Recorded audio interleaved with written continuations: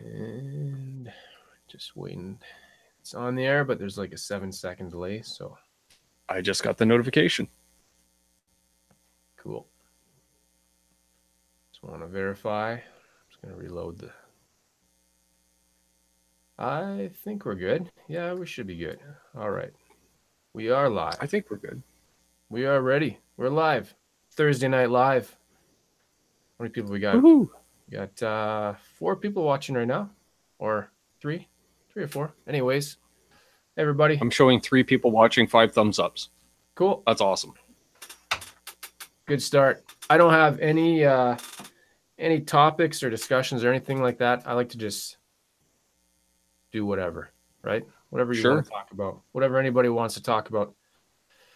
Everybody, people just joining, we're just getting started and should be on for a good hour and a bit. Maybe, I don't know, we'll see how it goes. See what's going on. How's everybody doing? We got Fit EP. No, I'm terrible at reading these names. Fit for Epicness. There we go. I'm reading an EP name. Mitch. Hey, Mitch. How's it going? Marcel. Hey, Mitch. You'll probably recognize a lot of these names too, right, Ben? Probably got so far, just Mitch. And I'm always loving meeting new people. So, oh, there's our 2 or 3 locking nut. Yep. How's everybody doing? We finally have some. You got the same nice weather there today. Oh yeah. And, you're Belleville, Oshawa. I always forget. Trenton, right in between. Yeah, you're always one town off. You always call Belleville. I'm like, that's like, telling the guys on corner gas, hey, you're from Woolerton, right? Trenton. I think I've stopped in there. That's where the big military base is, right? Yep. Yeah. The famous, I don't really want to talk about him. Russell Williams, or was it Colonel Williams? Yeah, I don't want to talk about that either. No. Well, I used to run the PA system and mics for press conferences at the base, and I got hired a month after he was arrested. So yeah. Oh, wow. Yeah. That's just an insane story, right? The whole Yeah, crazy. Hey, we got Sean Zimmerman in the house. Hey guys, how's the volume, guys? You hear us okay? I'm just playing around with the levels here. Paul Lou, I believe. Joey Kelly. Hello. 14 guys. If anybody has any questions or any topics or anything that they want to talk about, we don't have anything specific tonight that we're gonna talk about, and I've invited some more people to join the hangout, so I don't know if anybody will be showing up or not. It'll be a mystery surprise. All right, we do have a question already. Now this one, there we go. Terry's gonna show up soon. Yeah, Marsman asked, question on pedal placement. I have an Octron before OD or after. I'm going to preface it with, there is no wrong way to put pedals, in theory, right, because you can get some weird and crazy sounds, putting them, quote unquote, out of order. But I'm going to say an Octron that is an octave pedal of some kind. If so, I always like to run my octave pedals after my overdrive. Is that what the Octron is? I've never heard of that one. I assume anything with Oc in the name, It's an octopus pedal. Yeah. All right. Volume is good. Cool. All right. Terry will be joining us in a moment. If you guys know Terry. Awesome. Has anyone tried the Fractal Axe 8? I have not. Out of my price bracket. You lost me at Fractal. Although I will admit, I'm starting to slowly, for a guy who just recently built a huge pedal board, and all of a sudden now the modeling stuff like the helixes and Fractal and all that, they're getting so good that I can't be that snob anymore, because people are like, why don't you get a multi-effect? I said I can't, because I like the overdrive from this company, I like my chorus from that company. I'm too much of a tone snob to be able to put. That's me though. Yeah, a few more people here. Marsman, did I already say him? I can't remember. Joel Kelly, John Parson. Hey guys, how's it going? What audio editing do you guys use? Do you want to go first, Ben? I can mention. I just that's more you than me. Okay. My audio editing is Richie, my co-host. He's the one with the home studio. I just show up and say, record me. I just use GarageBand, and it's it comes with Mac OS, right? It's just built in. So I think lately he's been using Reaper, maybe. Okay, yeah, I've heard of that. I think that's the last time we did something. Oh yeah, we put together a little theme song we play for Canucks with guitars. we do a little 30-second theme song, very Wayne's World-esque.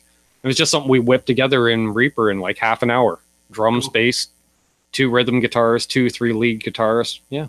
Yeah, nice. Cool. And it sounds nothing like anything we play. It's all like shredder, high gain, mesa boogie, and we're like, that's not us. Cool. That's all right. It's fun to do something different.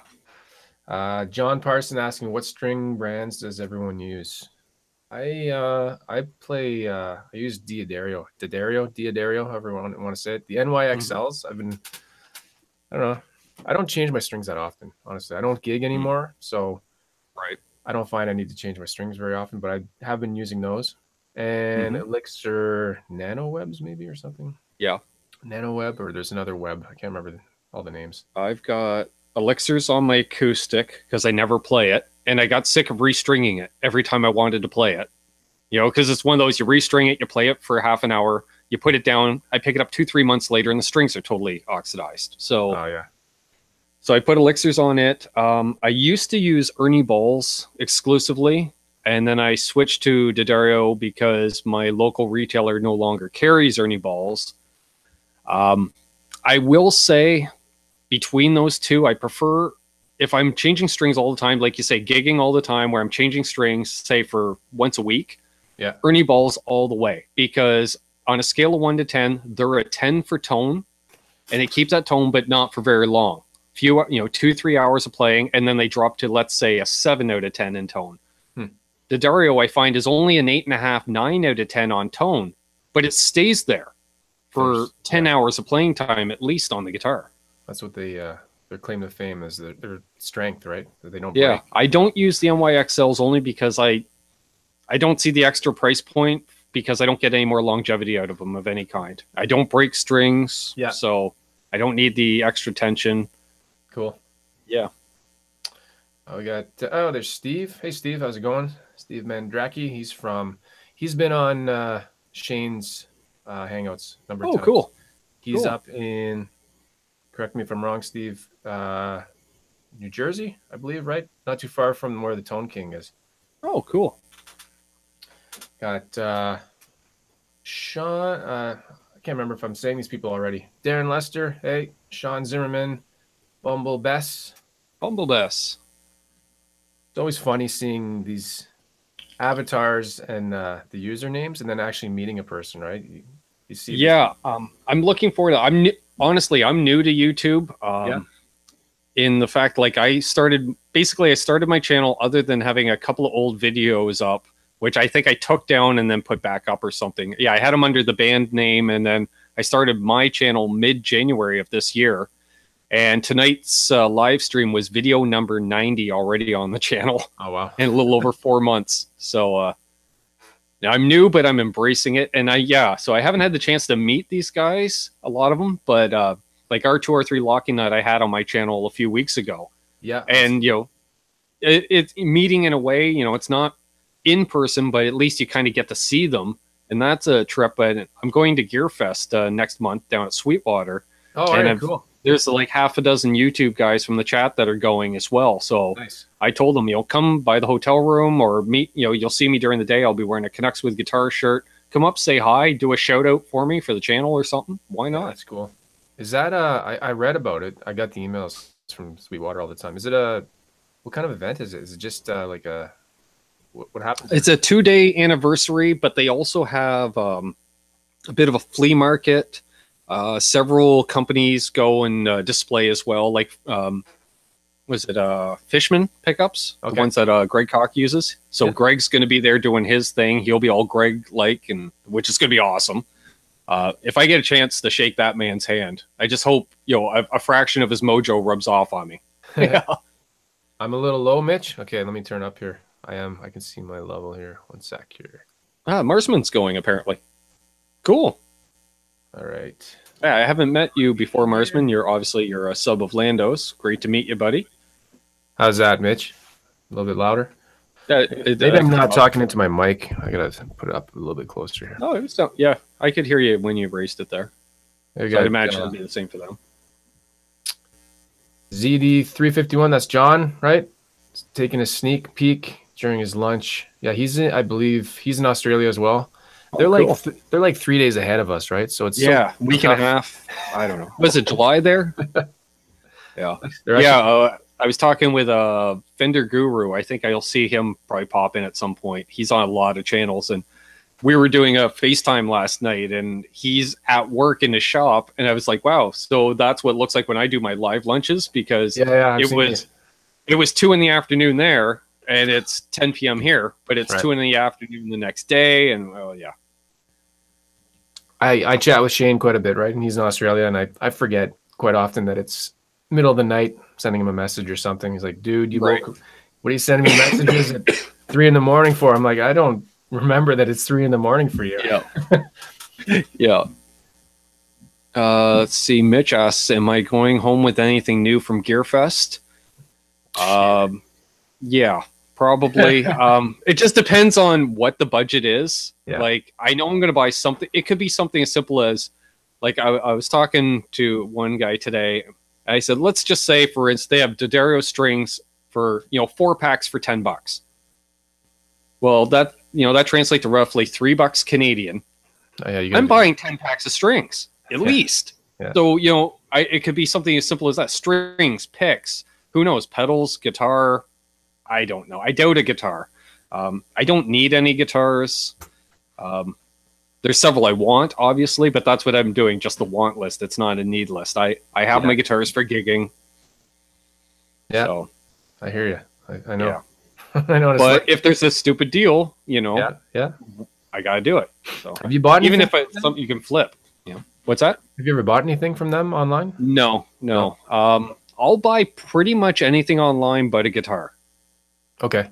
I got to play it.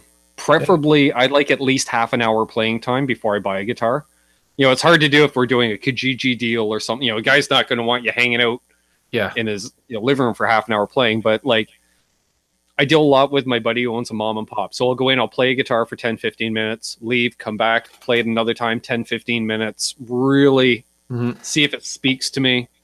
But then again, I've only ever bought one new guitar, and I had a bad experience. So I buy all my gear used because I can always get my money back. Yeah. Cool. All right, we got some more people here. Jesse Zeng. We got Steve. Jason. Steve is saying Australia might actually be far enough ahead that they're in a different millennium.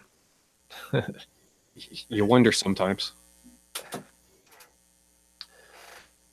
Darren Lester's got a question. Guys, what are your thoughts on the Vox Stomp Lab 2? I'm not familiar with that one. No, I didn't know they're doing a Stomp Lab. I know a lot of the Vox amps. I used to have an AC-15. I'm a big fan of that. I love Vox. I've never owned one, but I want one. And I play, like, when we do band practice, we play through headphones with simulated amps. Oh, yeah? And I always play through an AC-30 virtually. So cool. Hey, Zach, in our Metal Stage podcast. Yeah. Hey, guys. How's it going? Sinnerman. Yeah, if you're just joining, if you have any questions or anything you want to chat about, we don't have a defined schedule. I like to not make a list of anything. If it's anything that's come up recently in the world of guitar or just the world of... Yeah, if you want me to rant about Dane Electro again, I'll do it before Shane comes on and can rebuttal. I went on a serious Dane Electro rant earlier. I did hear you talk about you had a 73 Gibson or 72? 72 Les Paul. That was my first electric guitar. How much was that worth back then? Do you remember how much? $500. How much? $500. $500. Wow. Well, we're talking, I bought that in either, I think around 1990, I want to say, somewhere in 1990. Okay. Nobody wanted a Les Paul. Everybody wanted a Jackson, Charvel, BC Rich, Kramer. Oh, yeah, come on. Everybody wanted to be Eddie Van Halen back then. Yeah. So, you wanted a pastel-colored guitar with a Floyd Rose, and mine was a 72 Les Paul Deluxe, so I had the mini humbuckers. Oh, cool. And you could pick up 70s Les Pauls for $500 at any mom and pop at that time. But they were all, beat to hell. They were 70s issues, so they were pancake, multi-ply body. Nobody wanted them. Ton of buckle rash on the back. But I wanted a Les Paul because, that's what Joe Perry played. That's what Slash played. Yeah. I say Slash for sure. Yeah. because I was into the whole glam scene like everyone else, but I was also listening to Zeppelin and all, because it was like you would read an interview in Circus magazine, like Motley Crue or something, and they're like, yeah, well, we listen to Led Zeppelin. I was like, oh, okay, well, who checked them out? And then Led Zeppelin's like, well, we listen to all these blues guys. So it was weird. By the time I was in grade 11, I was the guy walking around listening to Gatemoth Brown and Robert Johnson in my Walkman, where everyone else had the latest Poison album or something. So, Mitch saying he bought his last 2 guitars from Sweetwater. If I did buy, I bought, how many have I bought online?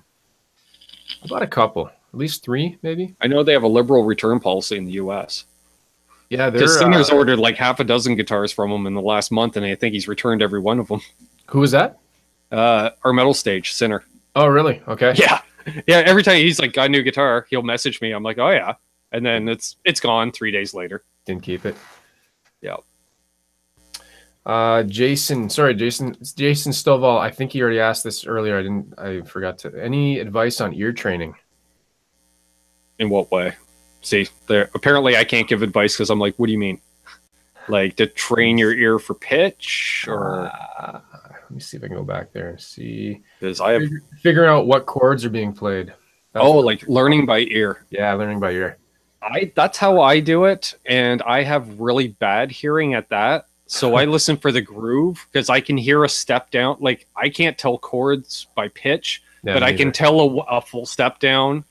And I've played enough rock and roll over the years. I know the changes. So it's like, okay. And especially if you figure, okay, it's in the key of A.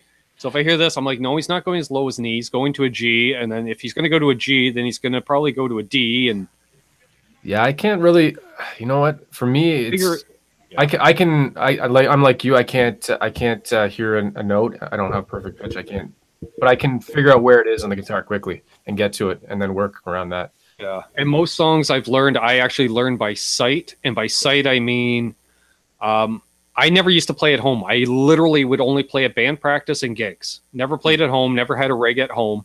Yeah. And so my way of learning was the band would be like, okay, we're going to play this song. They might play it for you on YouTube once to hear it. But most of the time they'd say it's in this key. And I just watch the other guitar player's left hand. And I'd be 80% there the first time through the song by the end of the song. So that's it, and again, it's rock and roll. It's not rocket science. So that's how I learned. Hey, we got Terry. How's it going, Terry? I finally died. You finally? Oh, Well, you look pretty good for a dead man. The return of Terry. So you're a zombie right now, I guess. Are you talking about you're playing a game? I'm assuming, right? PlayerUnknown's Battlegrounds. I was. Just playing. Okay.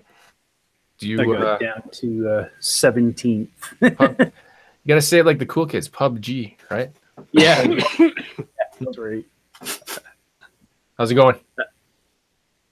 Pretty good. My thumb's recovering. Good. Yeah, that was pretty nasty, dude. Oh, from playing guitar? No, that's from fretting. That was from putting frets on the Telecaster fin. The Tele fin line. I decided to take the threats, and I think you just bought the bag of them a couple weeks ago when we last chatted. Yeah.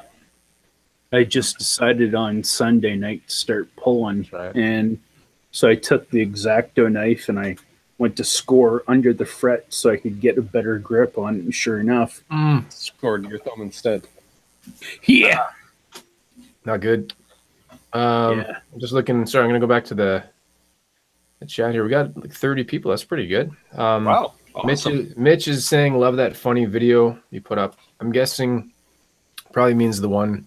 I did a fake. If you guys haven't seen, I did a fake YouTuber shout out thing where I replaced my mouth. Oh yeah. I didn't see that. That was good.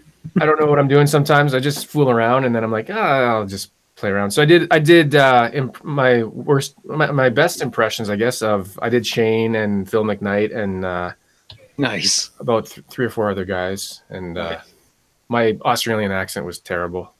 I can't do one, but John ZD351 Kiwi Shane, that's what he's calling me. I guess I was doing a New Zealand accent more than an Australian. That's a tough one to do. You can do a British, but Did you ever do a follow-up or results to your blue guitar shootout? Or my video? Yeah. You had the Strat and the Epi Les Paul. Weren't they both blue? And it was like bang for the buck for $600 guitar or something like that. I voted. I remember that. Oh, I don't remember what I had in that video. Was it did I have like a poll asking what people liked, or I honestly don't remember. Yeah, like which would you choose of the two, maybe, or I would have to go back and look. No, I didn't do a follow-up. I always forget. Once I do a video, I'm pretty much like, it's out of my mind and I'm already on to something else. See, I only remembered because you said, so I did this video and it was funny. And I went, well, I got a kick out of that video. And I enjoyed it. Yeah, because I remember R2R3 called me out in the comments because I voted for the Les Paul because I'm so not a Strat guy. And he goes, oh, real shock. You vote for the Les Paul. You got Ben.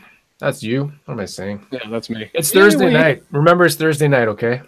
Dude, I'm still recovering from Tuesday, so. Hey, you carry more of those strip things? Oh, my goodies headache powder? Yeah. That's the nectar of the gods, dude.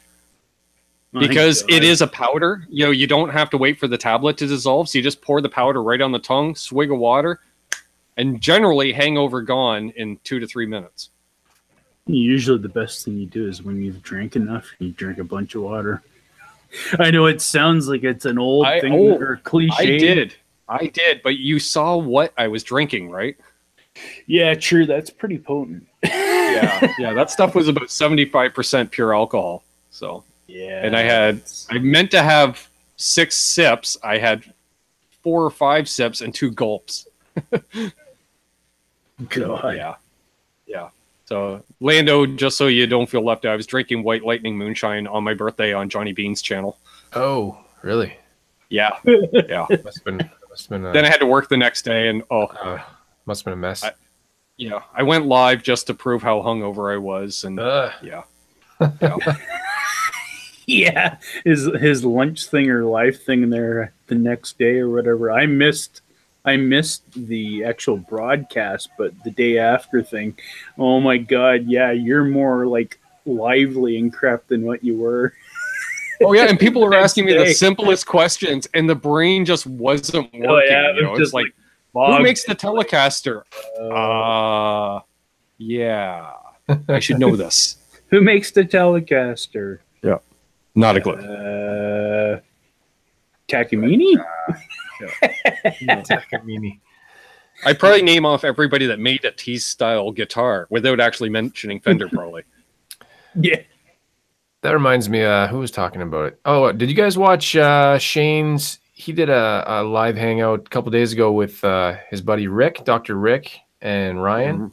Ryan, yes. And they brought up there's an Israeli company called Macmo, and they make super expensive vintage style guitars. So they look like a Strat and a Tele. Oh, but cool. But the headstock, I don't know. You got to look it up. That's the one thing. I've seen them. They're featured before on the Toman thing and the GitCon thing. Yeah, that's how they found out about it.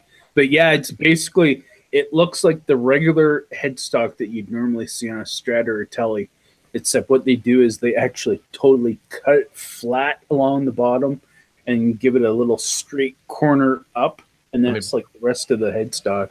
They're kind of hiding it here. I'm going to bring it up and show you one sec. You know what it actually made me think of? It looks like one of those DIY kits that you buy where the headstock is. Yeah. Oh, yeah. Right? Yeah. Or when you buy a blank paddle neck. Yeah. Let me bring it up here. So, I mean, it wouldn't be too hard to replicate one of those in that regard. Yeah. I know the ones you're talking about. Yeah, like those blanks from like Warmouth or something before they even cut out a Strat style headstock, and then you know somebody at R&D is like, so what do you want to design for a headstock? I don't know, that looks pretty good as is. Yeah. All right, are you guys seeing that? Oh yeah. Yeah, and that's probably about $4,000. I think they're actually more. When I looked, there were some that were 8,000-10,000 from what I remember. Anyways, I could be wrong. Yeah, it's like stupid, crazy money. Like, I mean, you could, for that price, you could buy probably 2 Fender custom shops done exactly like. Yeah, and or go vintage. for that money. That's what they're trying to do. That's what they claim. They have a vintage tone, right? But you're not going to resell that if you end up not liking it for some reason. No way. That's like your that video you did. What was it? Some time ago last year about that tone bar or whatever it was. Supposed to save tone. That guy that was the scamming. Oh, the cable, the tone bar. Yeah. The cable thing or whatever. Yeah. Power cables. I did a video. There's a company, and they still exist. What were they called? Can't remember the name of them. They sell power cables for amps, so like your power connection. So they sell a 3-foot power cable for $150 US, and they claim it improves your tone. Not a joke. What were they called? Let me figure out what they were called again. Yeah, I suppose technically it could improve your tone if it's like super isolated, that you would have, eliminating all kind of hum or anything like that. No, they weren't even talking about that. They were talking about like it improves the tone of your guitar. I call BS on that. Yeah, everybody did. I don't know. I can't remember the name. You know what? If I can remember the name, I'll bring it up again. I'll take a look at my video here. I'll answer that one previous question I heard while I was in game, which was about the strings myself. Again, it's been the Ernie Ball Slinkies for the longest time, and up until about 4 years ago, I also pretty much used the Cobalts. I also used, when I was beginning to play, especially since I had a Strat, I was using the Silver Bullet Fenders. Those are actually still a pretty good string. Well, they're D'Addario. Telecaster. D'Addario just makes Fender strings for them, so. Oh, well, that have the actual bullet ends on it? Oh, yeah. Yeah, I'm not sure. Yeah, well, I know. There's only, 3 string manufacturers, so. Yeah. So, I mean, that's possible. But, the Slinky Cobalts, I still got 1 pack left. I'm overdue for another set. And acoustically, I actually tried the Martin Cheapies. I didn't find them bad. But otherwise, I actually went again with the Ernie Ball Earthwound. Earthwound? I used to like them. Yeah, the Earthwound. Earthwound? Yeah, yeah. Yeah, they seem pretty good. And I mean, I don't play a super lot, so I find with the Cobalts, I could actually have them stay on a guitar for probably about a year before needing to actually maybe change them, or that they sound like they've degraded. The regular Slinkies that are non-Cobalt coated, those things, I think you probably are lucky 4 to 6 months, even as a home player. Yeah. All right, Ben, you ready for this? Sure. Okay, let's bring this up here. I'm going to share. It's called Music Cord Pro. That's the name of the product. Screen share here. And we'll share that. You can have a little read here. Here's what it does. A power cable. Fuller fat tone with natural warmth, improved dynamics, and transient speed, whatever that means. Extended tighter bass, greater clarity, more volume and headroom, lower noise. I could maybe lower noise if you had. These are going to give you more headroom. That's the preamp circuit. That has nothing to do with the power section. $150 US for one of these. How this site is even still up, and how. And if you buy one of those, folks, I have some motion for property in Saskatchewan for you. Yeah, that's the kind of comments I got in that video. Yeah. And some Saskatchewan sealskin bindings. That's right. Genuine. John Parson is saying, is it Analysis Plus? Not sure if you mean the cable that I just brought up there. That, I think, is another one of those cable manufacturers. Oh, is it? Okay. Drinking some serious Kool-Aid buying those. You know what? I think this is that product came out around 2011, so it's been a while. I don't know if they actually even sell them anymore. Kind of, and it'd be before that. Kind of reminded me of the Monster. Remember Monster cables when they used to sell HDMI cables or whatever for a crazy amount. Same kind of thing. Yeah. Right? Yeah. I could see it could very well be you can have some guy in a lab coat, with an oscilloscope or something to measure this and that and show an improvement by using the cable. But the human ear isn't going to catch it on such a finite level for them to detect. And they have demo videos of the cable on their site, and you can't hear a difference. And they're really badly produced. You can't even, they do a cut. You can't tell if they're actually switching cables. You can't see what they're actually doing. It looks like a magic trick kind of. So it's hilarious. It'd be funny if they're rebranded Guitar Fetish cables. Mitch is saying we got $6,095 for a Maximal S Classic Sunburst. So that's probably the Strat. And I'm gonna guess, isn't Mitch in the US too? So that's going to be at least $8,000 Canadian and about 25,000 Australian. Yeah, like I'm sorry, for $8,000, you're not I'm going to buy buying an original '70s Strat or a Telly. Exactly. Or like Terry said, a full. You can get a master built, not only custom shop, but master built. Nah. Yeah. That's crazy. Sorry. It's crazy. Yeah. And it's going to have zero resale value. That's the thing. Honestly, Mac, you're going to get what, maybe 1,500 for it used Canadian, maybe 1,500 if somebody even knows what it is. If they even know, yeah. That's not more than likely. The people are going to look at it and think it's the same as a Stag or a First Act, and that's a shame because of the headstock. That looks like a cheap headstock. So I would think $75 in the pawn shop, not knowing what it is. Yeah, it's sad. Yeah, imagine that a pawn shop actually had that coming in, and they actually managed to soak somebody for $100, and then go online and find out it's a $5,000 guitar. Yeah, that's when you would be putting up on eBay or Kijiji and sitting on for 6 months, hoping for the right buyer. Yeah, that'd be a tough one. Same. Right, we got 30. I see 31 people watching. That's pretty cool. Nice. Not too bad for a Thursday night. This is it's tougher to do these for me on the weekend anyways. I'd wish I could do this on like a Saturday or something, but Thursday night, that's my thing, I guess, for now anyways. Yeah, it works for me too. Well, Saturday's always taken up by either Steve or I can't compete yet. Yeah, exactly. Yeah. Steve does one at least. Steve from Boston does one every couple Saturdays, and Tone King, and that's been his deal for a long time too. Yeah, yeah. His are awesome too. I love joining into his. Yeah, just same here. Noodles, and it's great. He's got the best sound setup too. He plays through that software TH3. TH3, yeah, amazing sounding. Yeah. All right. If anybody's got any questions there, ask away, folks. Anything. Any guitars you want to see or anything like that? I know I got some. There's a lot of people I'm not familiar with in here. I've got a variety of guitars, folks. If you want to see a guitar show off, I twist that arm. Yeah, in Australia, it's be about noon right now. It's lunchtime there. So yeah, get Shane on again, not having breakfast.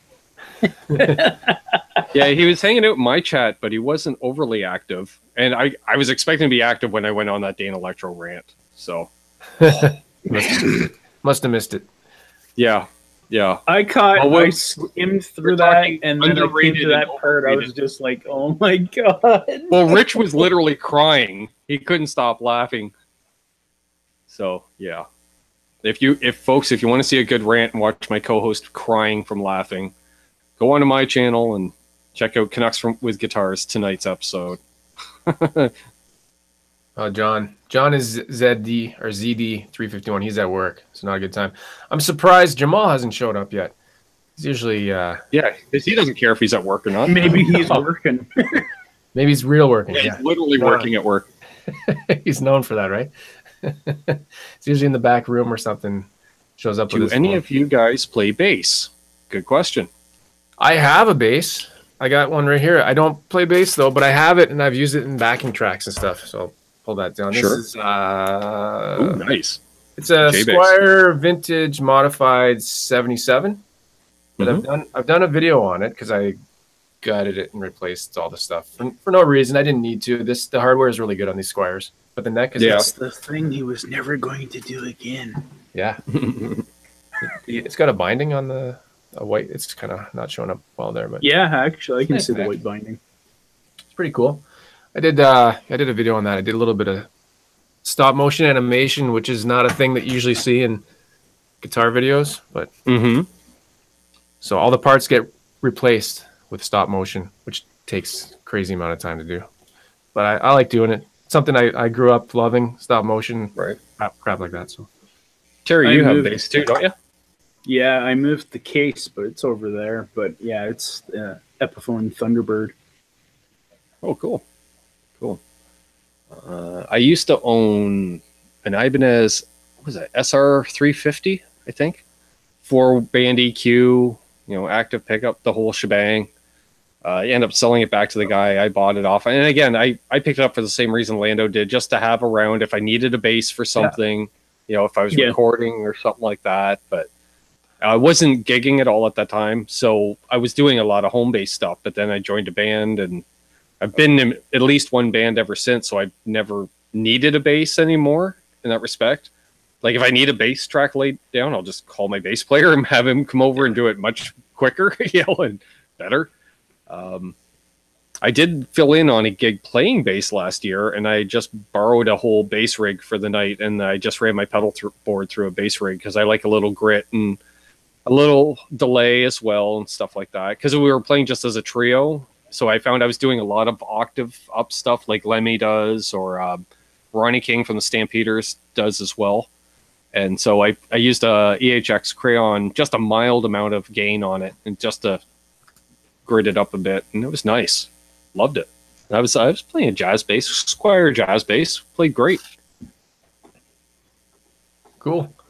Yeah. Got a question there. Do any of you play fretless guitars? I've never seen them.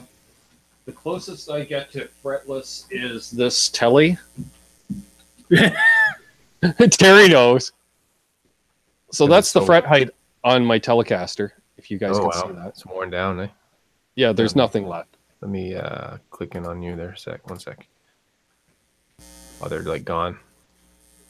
Or speak. I could say something. There we go. Yeah, somebody. something. So yeah, this is my '67 Telly. So she's a little worn. That's all. That's not a factory relic job, guys. That's my dad gigging with this thing for a decade. Nice. So, what is it again? There's no What'd you say it was? It's a '67 Telecaster. Oh wow, cool. Yep. And there's now let's watch the chat blow up, right, Terry? With EMGs in it. Well, Landon, you said you gigged. Yeah.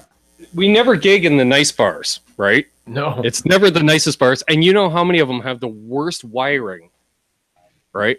And my dad played that thing through a clean Fender Twin, and he got so sick of that 60-cycle hum. Oh, yeah. He put active pickups in it because he heard about this new invention called EMG active pickups. Yeah. And he installed those back in 1985. So those are like original first-gen EMGs. Wow. And it got rid of his buzz. So he was happy. Oh, cool. Yeah. I have lace sensors in my Telly that I used to play with. I only had one guitar when I was gigging. Where is it? Where is it? I forget. It's So you heard that right, Terry. So he had one guitar when he was gigging. He's no longer gigging, therefore using these tools to make money. Yeah, exactly. And he has several. It's funny how it goes. I didn't have the money back then. I was just a young punk, right? Yeah. This is a Mexican Telly. I paid $400. Oh, I'm worth every dime. Oh yeah, it's been awesome. Yeah, it's really great. Can't remember where the lace sensors in it, or did you add that to it? I added them. Yeah, I did that. Yeah. I was gonna say, I didn't think a Mexican built ever came with lace sensors, did they? It's blue in the neck and dually red, and so it's a humbucker in the bridge there. Cool.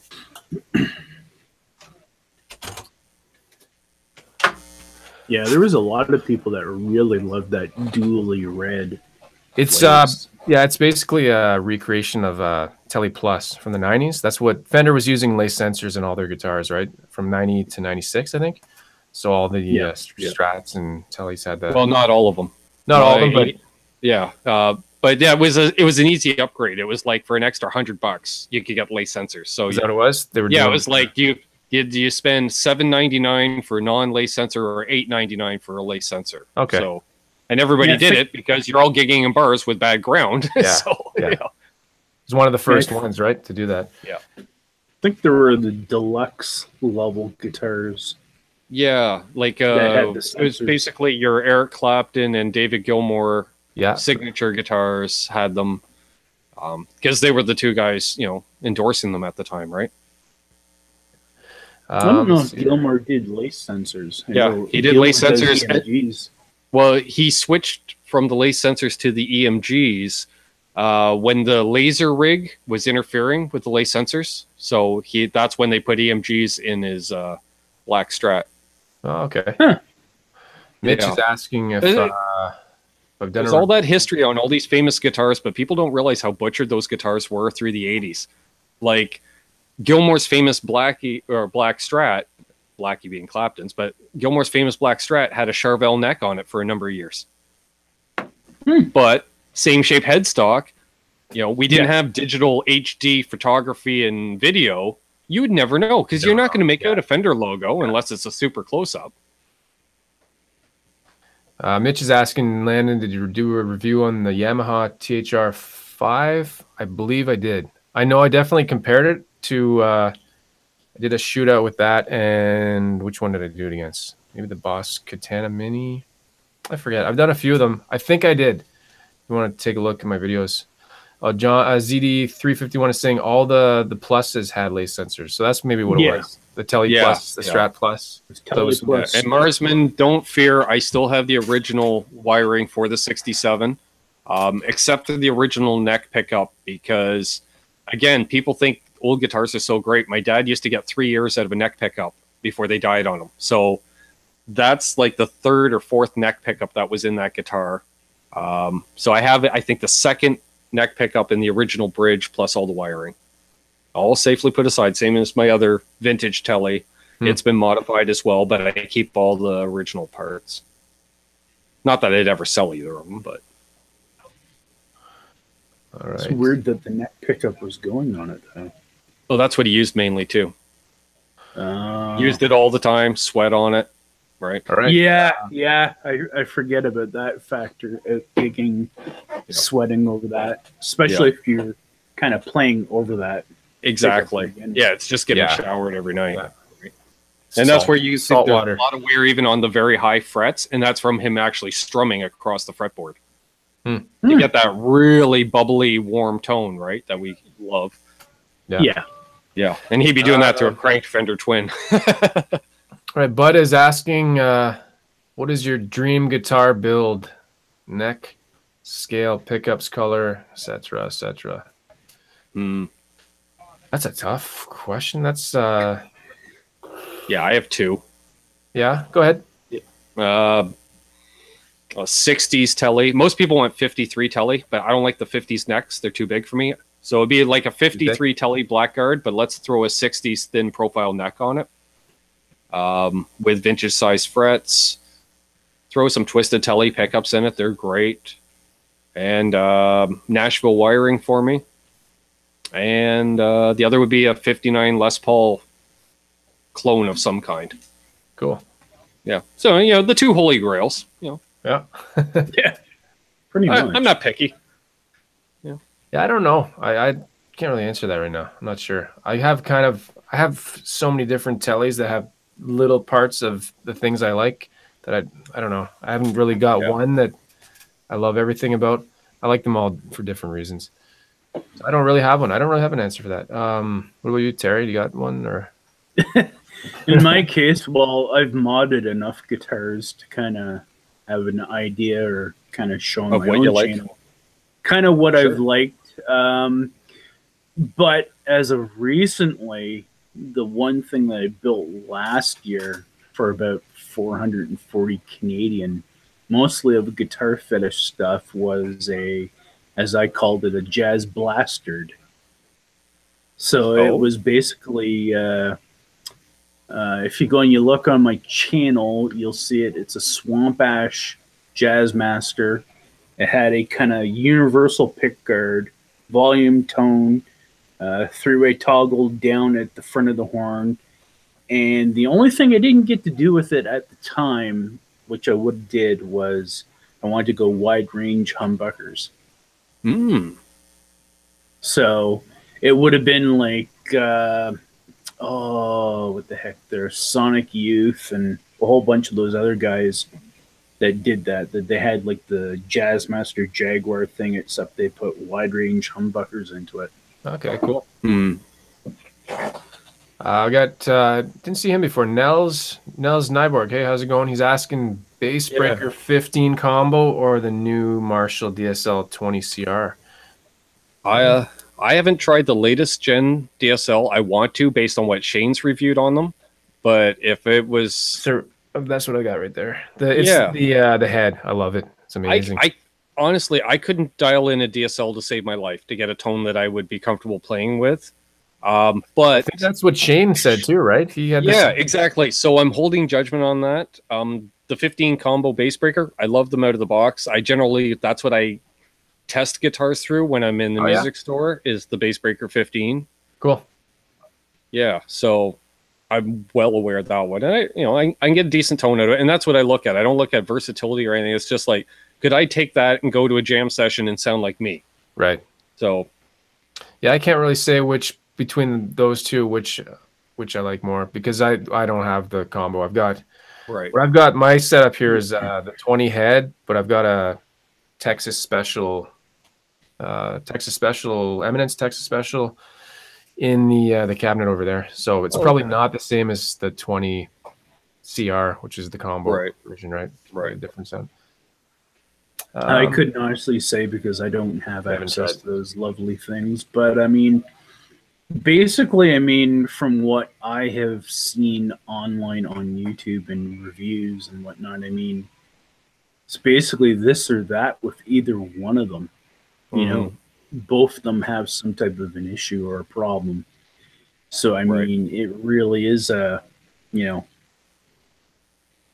it's a juggling act. What do you see better or more substantial? You know, if you're a Marshall person, then you buy the Marshall. If you're a Fender person, then you buy the Fender. Yeah, I've heard more. Steve is saying the same thing. He's heard more. He's saying bass breakers seem to have been a flop. I've heard more negative things about them overall. Yeah, like I don't know. Like, I didn't mind it myself, but they were like, I never played through one big enough to know if I could gig with one or something. Like, I don't think that it was a giggable amp, but like, I play through a Tweed tube amp. That's my deal. I know what I'm getting with a Tweed tube amp. You know, I don't play I haven't played solid state live in years. What do you have back there? I can't really see. I can kind of see it poking out. There we go. It's a Fender Blues Deluxe reissue. Oh, nice. Those are awesome. You know, yeah, 40 watts, tons of headroom. Those are good. Cool. Yeah. I was going to say, I see a Fender FM there. It looks like beside it. Yeah, well, that was the previous. That was the solid state. I had a frontman half stack. We were playing in a band that sounded very much in the vein of Godsmack. So, that again, just solid power amp. I used a MXR full bore metal in front of it, and I could sound like Scotty and all day. Like, it was the only pedal I've ever heard that had that real chuggy, saturated, you know, with the exception of modeling amps. Like, modeling amps get it, but to find a stomp box that would do it, that was the holy grail for 20 years. You know, like, since Master of Puppets came out, everyone's like, how do I sound like that? I'm like, spend $7,000 on a Marshall stack and crank the hell out of it and annoy your neighbors. That's the only way you're going to sound like that. Yeah. Darren is asking thoughts on iPad apps such as Amplitude. You guys use them? I've used them. I played with them. Amplitude I haven't used. I haven't really done too much with the apps. I think I have a copy of Amplitude on this laptop. I've had it on there for, I don't know, 10 years. Is that the one that it's like modeling different amps and different pedals? Yeah, different amps and then pedals and rack effects and. Okay, cool. Yeah. Well, we used that. We used Amplitude to record an album. Richie had a kind of a punk band, and we laid down, like, we recorded real drums. We punched in the bass, and then, you know, it was one of those, you laid the drums down in about 4 hours. Larry took all of 2 hours to record an entire album's worth of bass lines because he's Larry and he's awesome. And then we spent 2 months recording guitars. And it was just record a clean guitar through a MXR Dynacomp straight into a laptop. Yeah. And then I would do everything with Amplitude. I'd just record them clean. And then it was funny because we're recording it in his living room, and he'd be off, like we lived off Delissio frozen pizzas, because he'd be making a frozen pizza. He's just like, on this track, just give me a big arena sound. I'm like, all right, let's pull up a Mesa Boogie, crank the gain. And that's what we'd do. That just and my buddy's sitting there listening to a plink, plink, plink, a clean guitar, and all of a sudden I'd add everything in big room reverb, and he's like, "Wow, okay, yeah, it's great." That just reminded me, sorry, that it's an all Canadian chat going on here. So if anybody in the chat doesn't understand what we're saying because of our accents, right? Just let me know, and we'll do a translation in the And we're all even in Ontario, so sorry for those on the east and west coast and everywhere in between. Well, most of Canada is in Ontario, so some people don't want it. Yeah, I'm pretty sure if I drive 3 to 4 hours in either direction, I'm going to get to one of your guys' place. Yeah, I was going to say, like, when whoever it was asking about the amp heads, I was just thinking about another amp head because I seen one locally. Egnator Tweaker. Oh, yeah. That would be probably something that you could use, because everything I've read about those is that they're, the coup de grace for a little amp that you can get about any tone with. Yes. And the Egnator, if I'm not mistaken, it does have tubes, but you can swap it out a wide variety of tubes in the socket. Yeah, and it's a simple tube mod, and you have like Eddie's early Marshall tone. It's the Brown sound, hands down. I forget who it was I was watching. They did that. And, different tubes, and boom, it sounds more modern. And not to mention the tweakability within. I see, it seems like I played through one of them once. I was playing through one. Last summer, maybe? There's one on our local Kijiji for like $650 from the one amp repair guy. Okay. With an upgraded Mercury transformer in it. I was like, Oh boy, somebody Island accents. Yeah, we probably all sound like American newscasters because they have all Canadians reading the news, right? That's true. Or actors, or So many Canadians are famous in the States. Island Winder tonight. Canada sends more broadcasters to America. Yeah, part of Canada got some snow yesterday. Island Winders. That's crazy. That's insane. Hey, Michael Collins. That'd be if that happened. If we got 30 centimeters of snow tomorrow, that's time to move. That's it. We're done. Yeah. PV Classic 20 is a great head. That's my other head right there. So I've got a 20 head. It's kind of blurrier now. 20 head, and then the Marshall. It's got the two. I got the original PV Classic underneath the Fender amp, so that's a 70s issue PV Classic 50. It's a 50 watt. Okay, wow. Yeah. Well, it's their Fender twin, right? Yeah. What size is the speaker in that one? Is it 12? Or? Two 12s. 2 12s. Oh, geez. Yeah. With square magnets on the back. It's that old. Wow. Oh, wow. Yeah. Well, see, that was the thing. I showed up. It was a Kijiji trade. You meet up at a Tim Hortons. Oh, you told me. There's nothing more Canadian. Story. Yeah. This. And the guy, I was trading a Korean-built Epiphone custom to pick up for what I thought was going to be a Tweed 50 Classic reissue. And then the kid shows up with this thing, and I'm like, are you sure you want to do this? And he's like, oh, yeah. I'm like, are you sure? Because I'm a big believer in karma. And he's like, as soon as he said yes, like for the third time, I loaded that sucker into the back of my truck, and I was gone. And then he had the guitar up on Kijiji 2 or 3 days later. Oh, yeah. Yeah, poor guy. And the worst part was, in the background of the Kijiji ad for my old guitar was a blonde PV Classic worth $200-300 less than this thing that I totally would have taken instead. Crazy. Yeah, just needed a cleaning. That's all. The pots are all not really working, so it needs a bunch of contact cleaner run through it. But the tone's great even now. So Mitch Hammond is saying he has a THR 10X. So I had the THR 5. The 10X, I think, is the bigger model. It's got more effects in it. Yeah, they're pretty cool. The only reason I didn't keep mine, you can use that thing as a full digital workstation. You can plug it in your computer. You can record everything. I just didn't need all the features.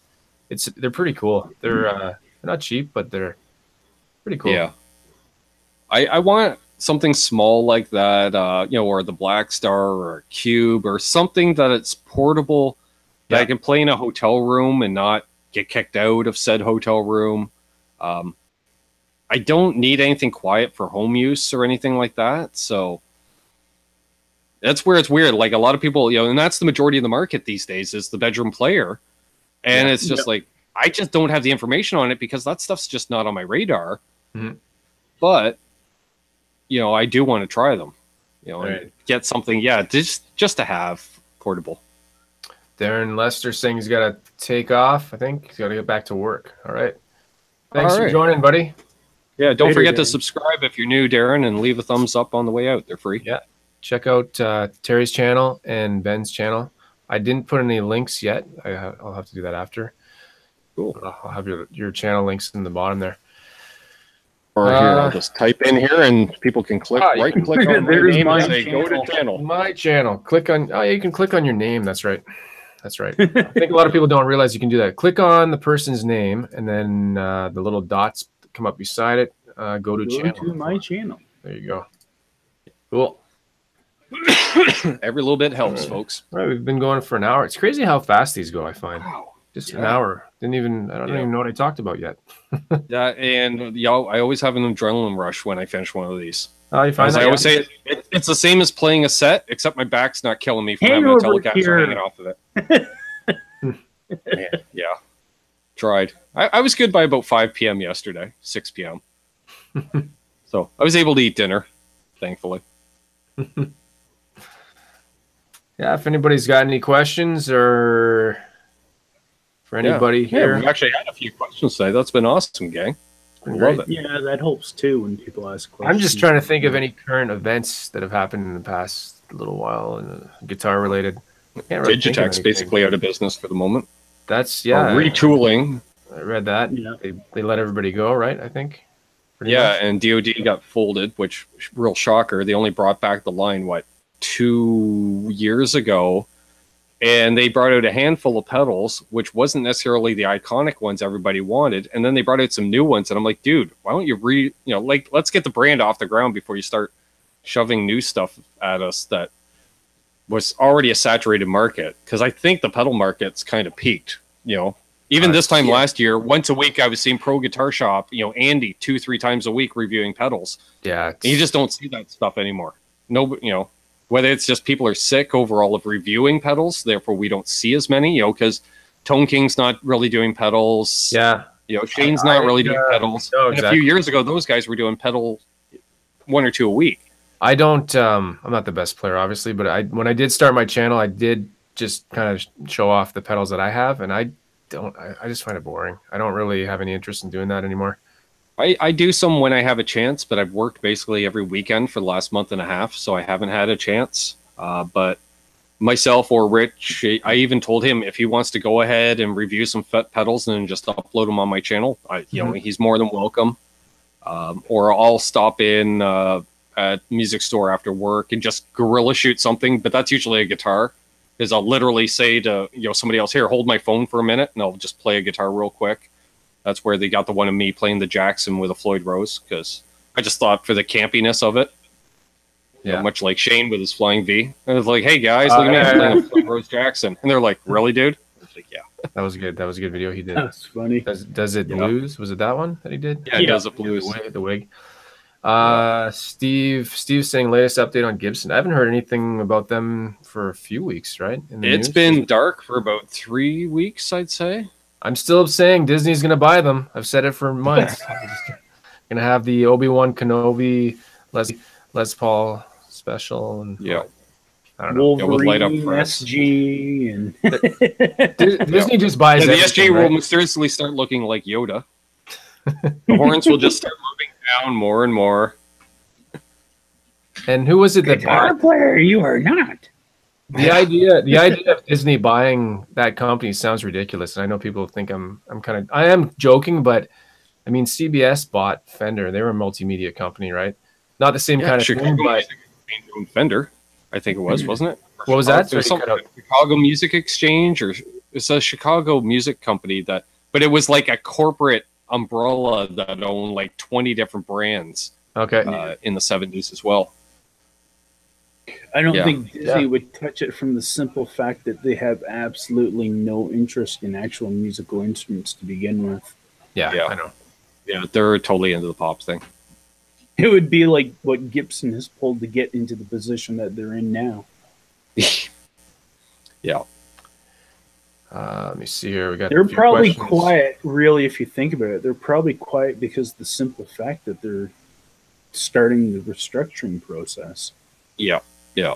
Because Yeah, there's a August lot of 1 paperwork. isn't that far away. And it's probably Yeah. not exciting. It's not exciting news what they're doing right now. It's not. There we go. Right. I got a few questions. Bud is asking, where are the Fender Troublemaker Tele demos? I don't know that. What are those? I don't know the. Yeah, is that part of the parallel universe? Because I was talking about that earlier tonight on my channel. Parallel universe. I know my buddy Sean put in an order for the entire parallel universe line back in January, like before NAMM, 2 weeks before NAMM, and they're still not in stock. So Does your buddy own a store, or he owns? Yeah, he's got 3 stores. Oh, okay. Okay, I thought And it was the a guy website. Just Yeah. Okay, cool. No, yeah. Well, they are said to be a very limited run to begin with. Okay. So, Yeah, and Fender basically what the deal was, like, I think there was like 9 models in the parallel universe, and you had to order at least 6 of them Oh, really? to be able to order one. You couldn't order one, even if you're a Fender dealer. So yeah, I'm would still make waiting on sense. those. The Troublemaker Tele. I'm gonna type that in just to see what that is. I can't remember. Yeah. And our 2 or The 3 only- Lock and Nuts asking any thoughts on Reverend guitars. I have played a Reverend. Actually, a buddy of mine, I don't know if Reverend still has his. He did a YouTube review of a Reverend Flying V years ago, and Reverend had it on their website forever and a day, and it is hilarious because there's zero F's given in his review, because he's like, it's got a lightning bolt on it, so it rocks. It's got only 6 strings, so no, you can't gent on it. You can't play your Godsmack or any other bad music. But it was it's a Flying V with 3 P90s in it. Scott Grove actually had one that he modded. Oops. All right, I'm just gonna bring it up here. I got it. It is from the parallel universe. Here you go. This is The one with the Les Paul configuration. I think those things are sweet. I didn't see that one before. I don't know. Yeah, I don't know that one. I'd play that with a Strat neck. It's kind of a elite price line, I guess. Yeah, they're right in line with the elites. Actually, some of them even more. So yeah, we're pushing $3,000 on a series that isn't a custom shop. I mean, the reality is if Fender would have went that direction back in the 70s when they were creating the Tele Deluxe, that's probably what it would have came out as. Yeah, I wonder how many of these parallel universes are late 60s, early 70s designs, because like some of the, you search on YouTube for like 70s releases, there was a lot of abominations coming out of the big 2. Bolt-on neck, Fender-looking Gibsons and Gibson-y. They're both trying to copy each other and failing. Or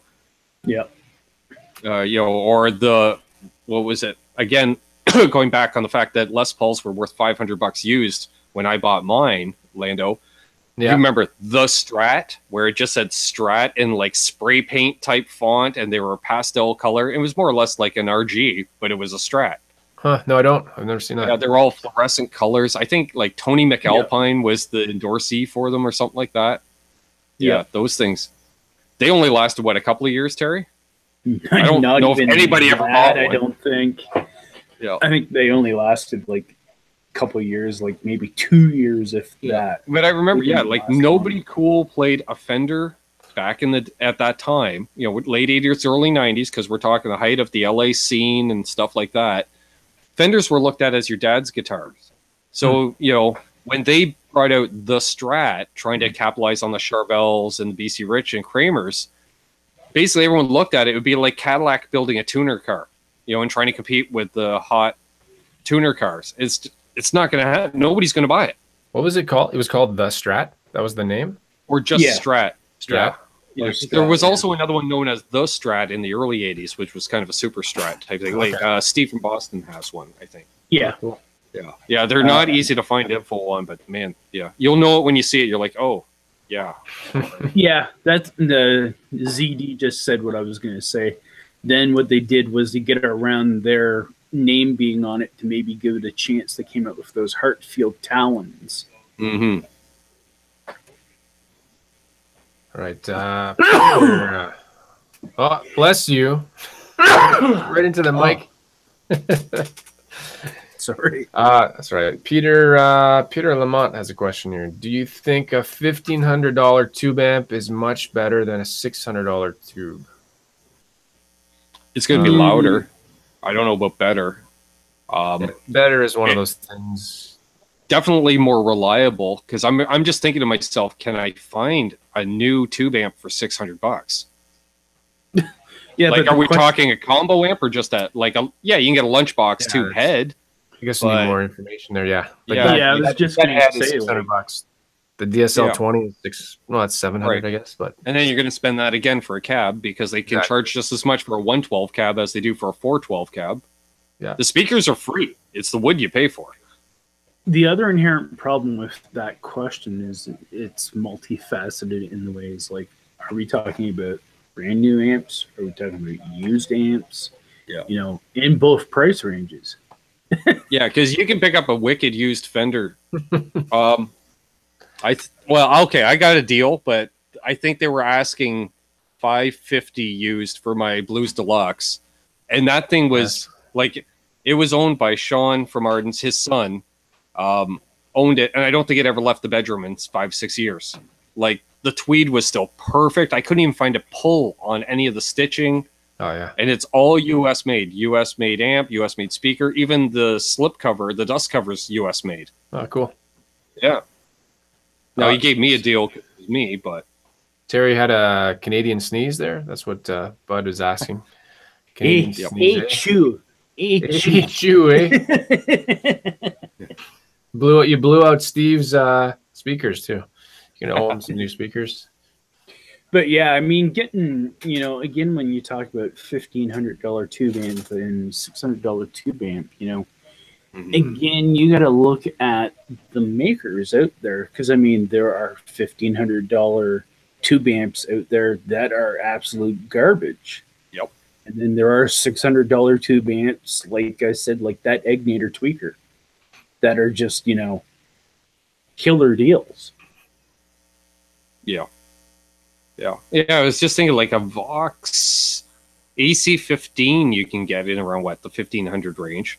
You wouldn't want an AC. You can't gig with an AC30. You're just going to annoy your bandmates and the bar staff. An AC15, you're saying? No, an AC30. You can't. You can't gig with an AC30 these days. You're saying, but you can get an AC15 for that 1,500 range. Yeah, I think you'd be looking at the...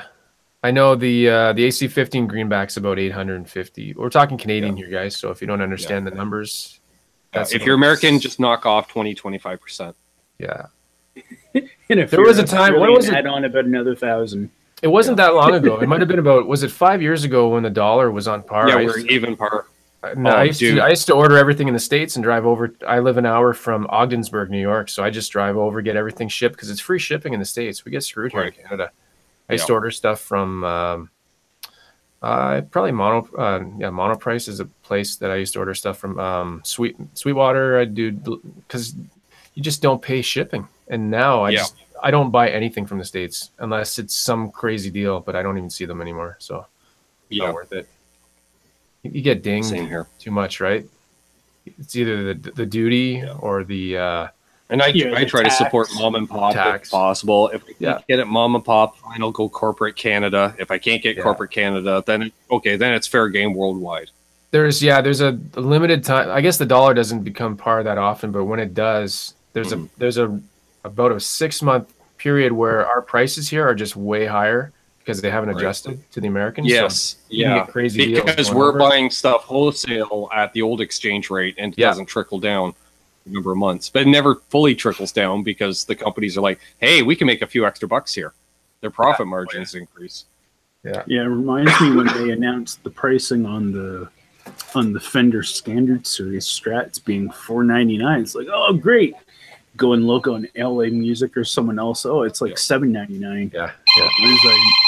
Hello. Yeah.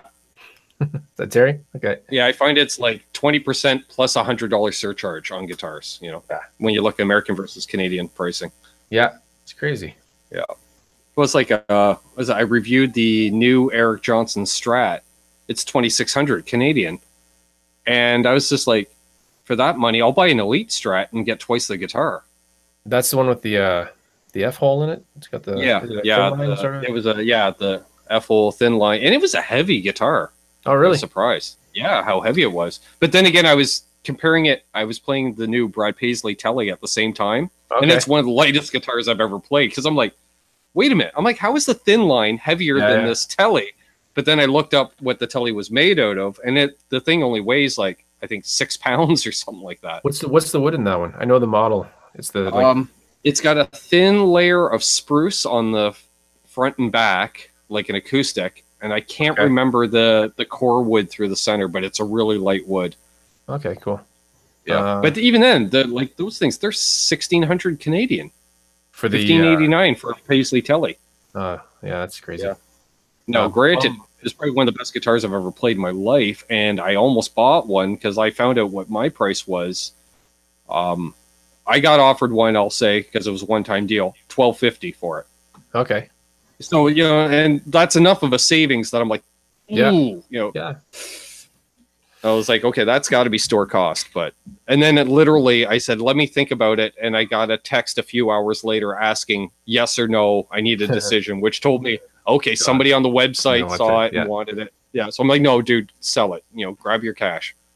A couple guys are Bumble and Steve are asking about import tax, crossing Canada surcharge. Yes. It's hit and miss sometimes too. Yeah, like on the wholesale level there is.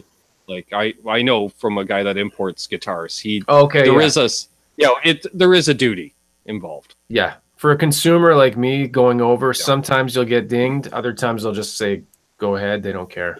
And plus they've raised the rates for land crossing now. It used to be like $300 for 3 days, but now it's $1,000. Oh, is it? Okay. Yeah. It's been that long. Because when they held it at $300, it was that number for like 20 years. And it's like, guys, you got to raise the limit. Inflation, everything's doubled in price, Yeah. Yeah. So you can get dinged or you can be fine. I've gone across many times and not had a charge at all. Yep. Depends certain things. I guess it depends on the mood of the border agent, how he's feeling that day or whatever. I know I went to load up on some guitar strings last year when I was on vacation. I was in North Carolina and I thought, I'll load up because you always hear of stuff being cheaper in the US. Yeah. Well, I started working at the exchange rate and I was like, these strings are 50 cents a pack higher than at home. Oh, really? So instead of buying like 10 packs, I had to buy one because I didn't bring a backup set of strings. And I'm in North Carolina this time of year with hot and humid. And my strings were lasting a couple of days for a 2-week vacation, and I was playing every day. So it's like, all right, I'm going to nurse these strings as long as I can. And I did a string change halfway through vacation, which my cousin was just laughing. He goes, you sit around a campsite playing guitar and you got to put fresh strings on? I'm like, yeah, I do. Terry's frozen right now. He's just he's on pause. Steve was saying, it looks like we put him on timeout. Yeah, he's cursing too much. Got to stop that. Yep. What time we got here? 11:15? After 11. Yeah. All right, we still got 30 people watching. If anybody's got any more, let me see how many people we got in the chat here. Take a look here. Got more people watching than in the chat, so they won't be able to ask questions. So we got so many Island Winders or Island Winder, could be either way. Used trainer, oldies or goodies. I see. They're like amp pegs. I've never used one. No? How have you never used a trainer amp? I don't know. Canadian. I know. They're right in my front of my face every time I walk into like a Long and McQuaid. They're the first thing you see. Go figure, right? Yeah. They own them, so. I don't know if I've ever owned a trainer. No, I guess technically I have a 2x15 speaker cab that's labeled as a Sykes, Sykes, And what it was is back in the 70s, I guess, Yorkville/Trainer, if you carried their products, they would also send you unbadged stuff so you could do your own in-store brand. Like even if you're just a one-off music store guy, you know, they'd sell you the stuff unbranded, and then you would just go down to the local where you get metal stuff made and make up a metal plate with your logo or whatever. Because I had a dickens of a time trying to figure out who's the manufacturer of this amp, and I finally tracked down, and it was I found a blog post by the former store owner's daughter, and she's like, "Yeah, if you bought a speaker system, you know, with this labeling, it was actually my dad's store in Scarborough." And I'm like, cool. "Oh, okay, That's neat. Yeah, cool history." So that's the closest I got to a trainer. So okay. Bomble's eyes, Terry. Okay, yeah, he's just taking a break. You know, he's happy. Yep. Bumble's asking, how do you recognize gear you bought or took across? I don't know if they can recognize it. You just have to kind of, they ask you what you've purchased, and you can lie. Yeah. But then you run the risk of being searched, and if they catch you on a lie, you're screwed. Yeah. Yeah, like I really walk a fine line because when you renew your passport, you have to show a 5-year work history for whatever reason. And the last time I renewed my passport, the current job I had was only a year or two. So I put down my band as the other occupation. Okay. So I actually have listed, it's funny too, because they don't even list me as musician or even a guitar player. I actually put guitar picker as my occupation, and they let it go. So on my passport, literally, when they scan it, comes up Ben Coombs guitar picker. Guitar picker. Yeah, and so I always have a guitar with me, and the first thing they ask, though, is, am I getting compensated in any way for my playing? Because if it is, then I need a green card or a work visa to enter the U.S. Okay, you're right. Right? So I have to tell them no. In fact, I remember one time I had a border agent who was a musician, I guess, of some kind. So he got, I don't know, he must have been having a bad day, too, because he knew exactly what question. He's like, are you going to be doing any songwriting? Because that could be, in turn, be something for profit down the road. And I was like, no. I said, at most, I'm going to be jamming with a couple of buddies around a campfire. I said, no, I'm just there to keep my hands in shape, because if I go 2 weeks without playing, it's going to take me a week to get them back. So, yeah. Watch when you bring stuff, especially new stuff. Yeah, they can spot a new guitar. I have taken empty guitar cases with me on vacation, just on the habit that if I pick up a pawn shop find, yeah, you want to have it. You know, because that you can get across, you know, like, look, it's a 10-year-old Les Paul, you know, type thing or whatever. Yeah. Cool. Yeah, I've never. I'm trying to think of the equipment I brought across. Just parts. I built a couple of parts casters, so they were just. Yeah, and those you don't have to pay duty on anyways, because it's not considered musical instrument. It's like car parts. You can bring car parts across. Yep. We got one question here. Bud is asking, what new guitar do you see as a next collectible guitar? New. Trying to think of. New as in this year, because honestly, I think the latest collectible guitar is a Paul Reed Smith. I was thinking PRS. Yeah, or the EVH stuff, like a Wolfgang. You know, like basically those are the only two new guitar designs we've seen in the last how many years, right? Decades, 50 years, basically. It was Fender, Gibson, then PRS did something original, and then Music Man designed that shape for Eddie. And I don't know if what's the PRS signature model for what's his name? Drawing a blank. It's the new guy, the blues guy. I didn't name on my show. John Mayer. Yeah, John Mayer. Sky Master. Yeah, the Blue Sky. Blue Sky. I think it's the Sky Master. Sky. I haven't really paid attention to it. I didn't really care about it, but I don't know. It looks like a Strat with a Framus headstock. Yeah, exactly. You know, or Framus neck put on. No, you never know. That could be collectible, just because of all the controversy, and maybe it's good. I haven't tried one. I haven't seen one. I've heard of 3 people that have or bought them or have them on order. One guy that I talk to regularly hasn't got his yet. Another guy, unfortunately, is under the weather and in hospital, so I haven't been talking to him for a few weeks. So he may have it and doesn't even know he has it because it already shipped. Silver Sky. There we go. Thanks. Thanks, Marsman. Yeah, they're about the same price as a Fender Elite. I think around $2,800, something like that, in Canada. Yeah. I just buy a Strat. Yeah, I don't know. I don't really have any opinion on that. I don't like Strats, so I wouldn't own it. So it's funny. Everyone says Strats are so comfortable to play, and I can't play them anymore. No. I own a Strat. I don't play it. You know. What's your go-to? Is it a Telly or Telly? Okay. Yeah, these for the last 6-8 months, it's been Tellys and Les Pauls. Well, actually, Les Pauls for years too. Okay, cool. Yeah, Tellys and Les Pauls. I'm a simple man. Give me a guitar designed in the 50s, played through an amp designed in the 40s. Nice. Yep. With effects designs in the 70s.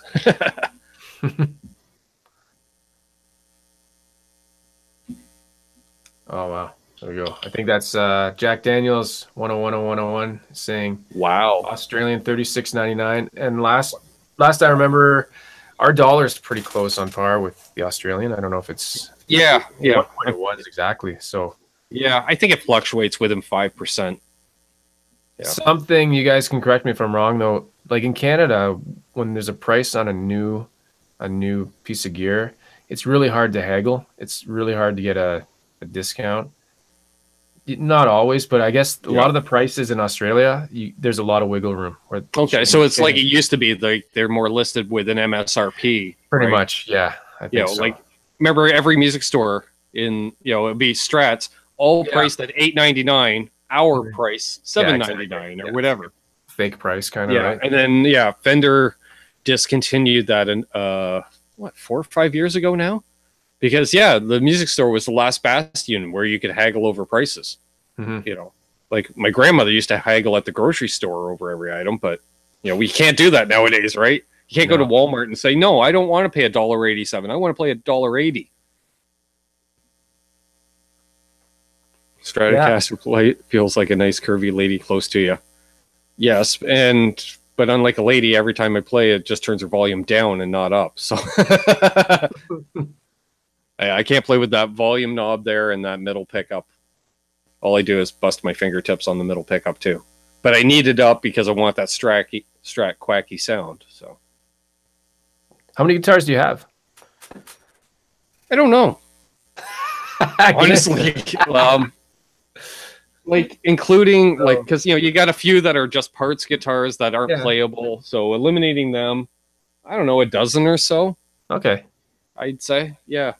And plus, I never have all my guitars at home. Like I always keep a guitar at the practice space at Rich's house in Brighton.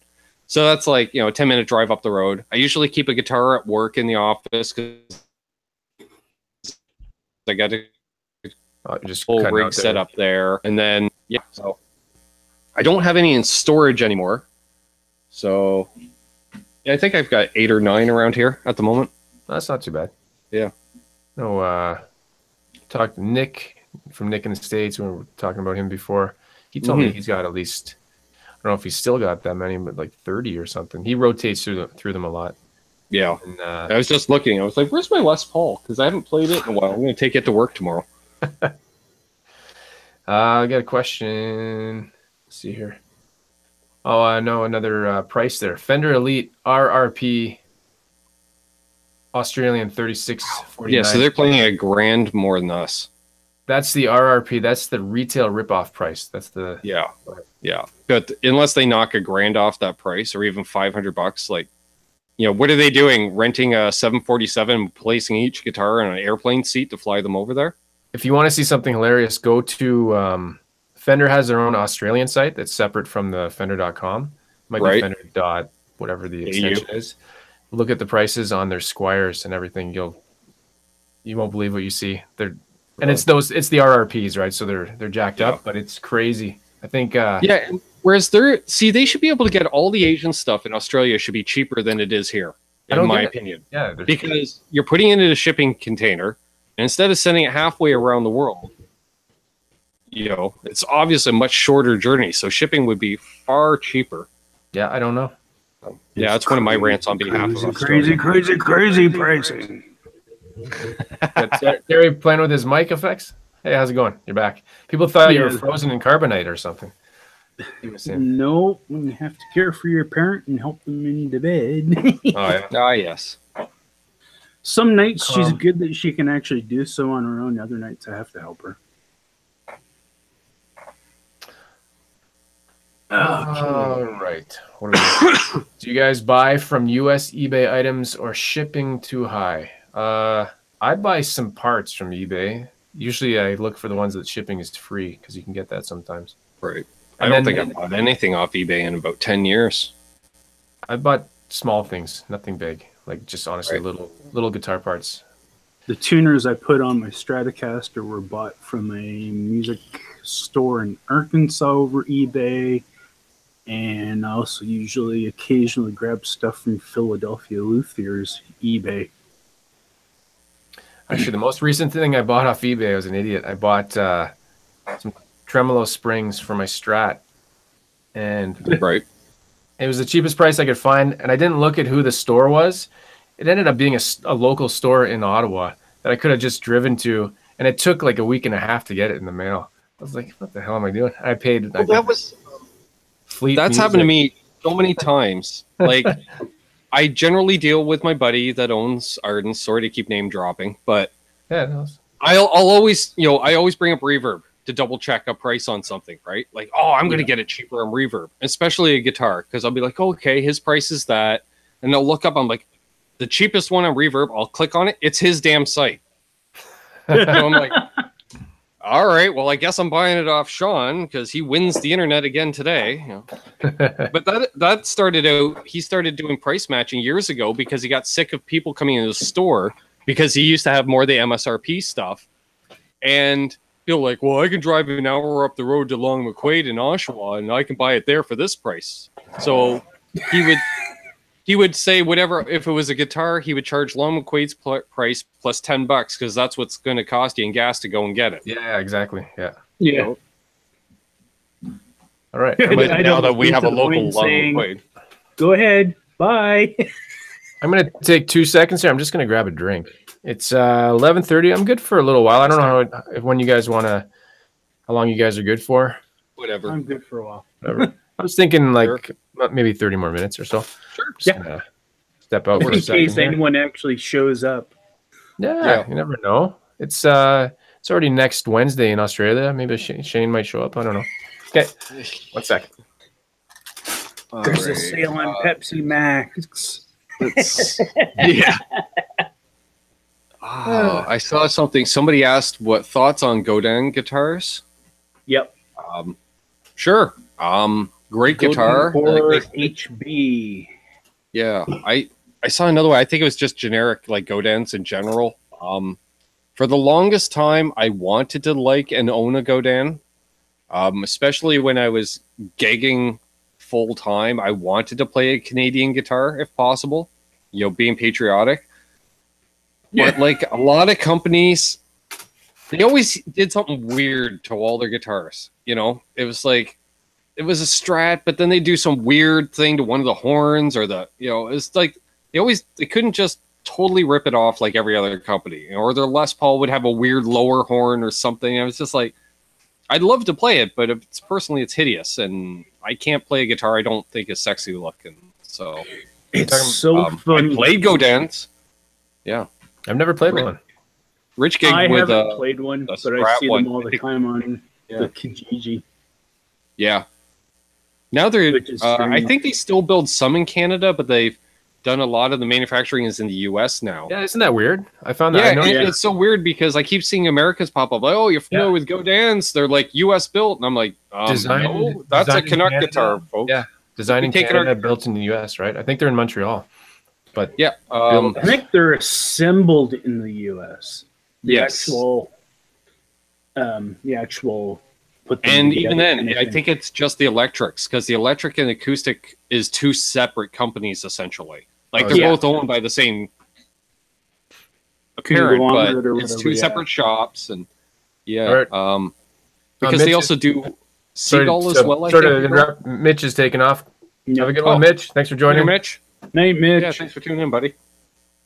Yeah, speaking of what you said about the Canadian thing, it reminds me recently of a comment I made on somebody talking about Gibsons.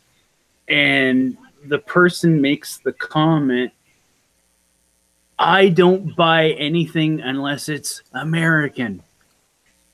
So that was their excuse why they wouldn't buy anything made by Gibson that was made of outside the USA.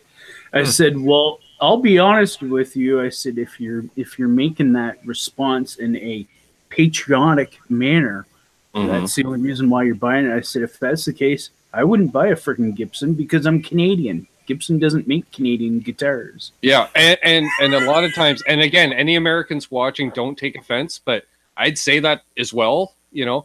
And they're like, they look at you like you have three heads. Like, what do you mean you wouldn't buy an American made? You're like, but I'm not American. Yeah, but I don't understand it. You're unpatriotic. Again, I'm patriotic to my country, not yours. That's right. But I wonder too, is okay, let's, for instance, a Les Paul, is that all American wood?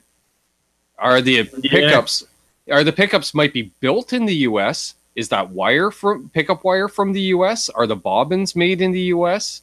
Are the pots even made in the US anymore? You know? So like, you know, it used to be, like a Fender. I know they use CTS pots. They're great military grade pots. But, you know, is everything manufactured? All those subsidiary companies that supply parts of these companies, is it all American made? Yeah. That's the question. That's why a lot of people have a big issue with PV, because a lot of the PV stuff is now being made in China.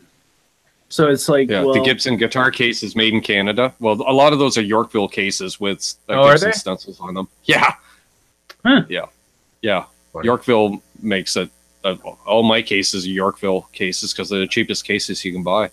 Yeah, I did see that on. I borrowed. Where did I borrow? A Gibson, a '58 reissue, one of the custom shop, and I noticed the tag, the made in Canada on. Might have been a little pouch, or maybe it was the case on the glove box. Yeah, I don't know what you guys call. I call it the glove box because it was on there. That's where it was. Yep. Yeah, I think actually my Gibson case was too, and it had kind of a snakeskin type vibe to the black Tolex for whatever reason. Yeah. Yeah. If anybody has any more? Hey, there we go. Had some guy named. Hey, there's Shane. Yeah. Hey, Shane. What was I going to say?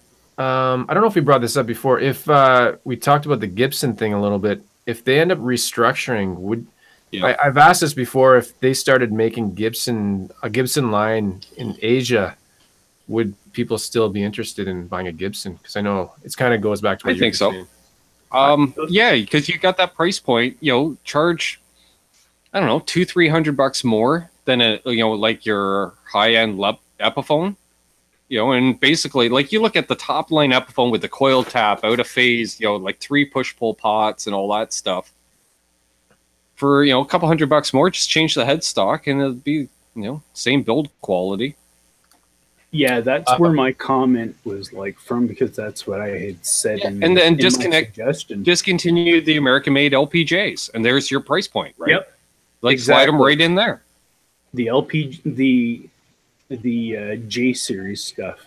Yeah, because most of that stuff feels like it's, honestly, it doesn't feel American made, that stuff. Like, Rich's isn't bad. He went on a whole thing on how much he loved it tonight. But I remember when he got that guitar, and I remember the fret ends. I remember the setup on it. I remember how good those pickups sounded. I did ask that exact question. I think I mentioned it in maybe on a video or something. And there was people that were like, definitely no, I would not buy something from Gibson if it wasn't made in the US. The question is, do they? I want to know, all these people are like, no, I'd never do it. Do they own a Gibson? Yeah, I don't know. You know, because you get a lot of people that talk the talk. You know, it's like, I'd only buy a new American car, but they're driving an '85 Honda Civic. You know, because that's what I can afford. You know, and these guys, half of them have Epiphones at home because that's what they can afford. You know, unless you're gigging, why are you spending the money on a Gibson? You know, like what? A Les Paul Standard is pushing $3,000 before tax here in Canada. Yeah, I know what I make as a gigging musician playing cover tunes, and I'm not playing a real Gibson. I'm playing a Fibson on stage, actually. The one Canadian blues guy that we had come to our Civic Center and play a show, was funny. How many Gibsons did he have on stage for his acoustic set that he did for the concert thing? One. Right. A What single were all the other J200? guitars? No, it was actually one of the parlor style. Oh, okay.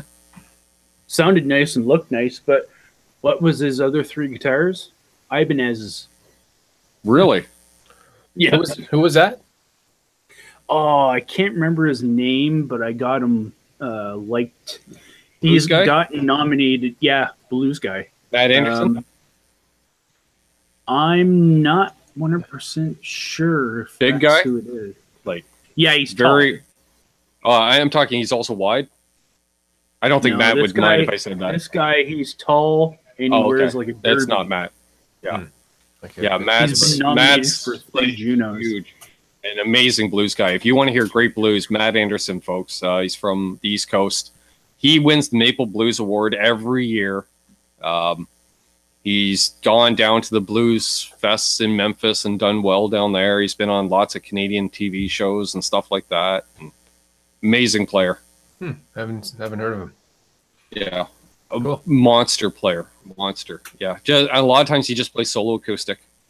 I saw him one time he played acoustic and some electric as well. I was blown away.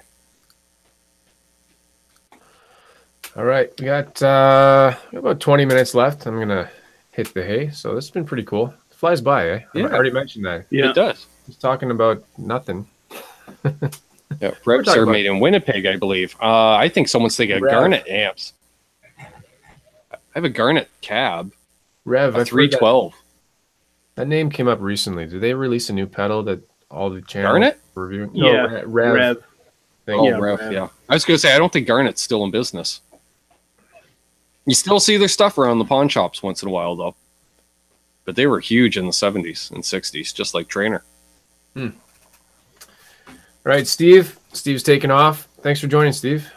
Yeah, Yeah. thanks, Steve. Excuse me.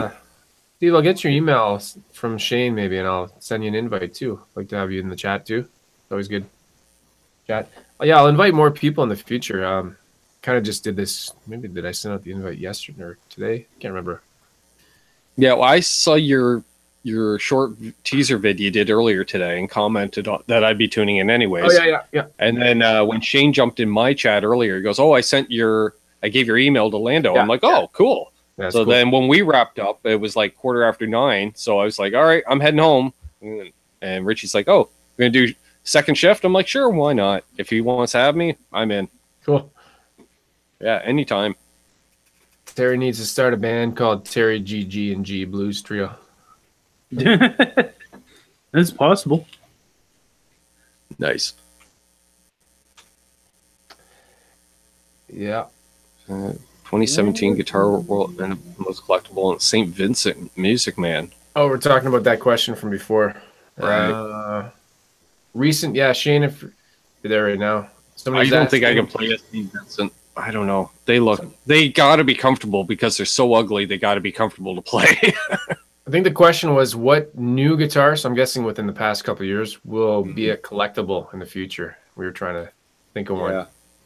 Well, the interesting thing is even Albert Lee's interview with the Cap. Yeah, I haven't caught that yet. Even he mentions the St. Vincent guitar, Mhm. how he's actually impressed and likes it. Mm-hmm. Yep. So that says a lot there. When even he thinks it's a very innovative and unique and a comfortable guitar. There we go. Shane's saying what I said. I couldn't remember John Mayer's name for about an hour. Yep. Yeah, the Silver Sky, that's what came to mind too. It's a PRS and it's been controversial, and usually those things Yep. end up being Also in the pointier guitar world, we'll call it, when they brought out this year the EVH Wolfgang in Candy Apple Red, the orders went through the roof. oh cool.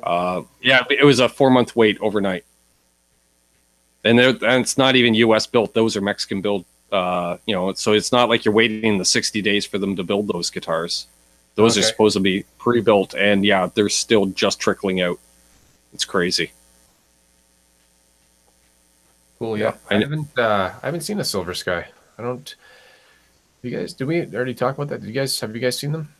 I've seen photos. Yeah, I'm waiting. I got a buddy that he's waiting on it down in New York City. So as soon as it comes in, I think he ordered one through the Music Zoo.